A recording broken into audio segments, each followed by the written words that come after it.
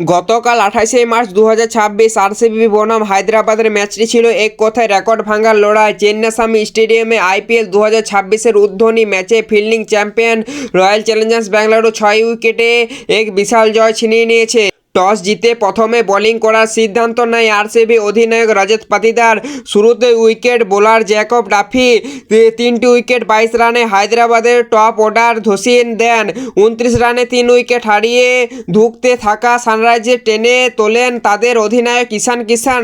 তার বিস্ফোরণ 38 বলে 80 রান এবং অনিকেত বর্মা 43 রানের সৌজন্য হায়দ্রাবাদের 20 ওভারে 201 9 উইকেটে রয়্যাল চ্যালেঞ্জার্স ব্যাঙ্গালুরু স্কোর খাড়া করে 202 রানের লক্ষ্য তাড়া করতে নেমে আরসিবি ইতিহাস গড়ে ফেলল। আইপিএল ইতিহাসে 200+ রান তাড়া করার ক্ষেত্রে এটি ছিল দ্রুততম জয়। দেবদত্ত পাটিকেল মাত্র 26 বলে 61 রান এবং বিধ্বংসী ইনিংস খেলেন। অন্যদিকে জেসন মাস্টার বিরাট কোহলি এক প্রান্ত ধরে রেখে 39 বলে 69 রান অপরাজিত থাকেন।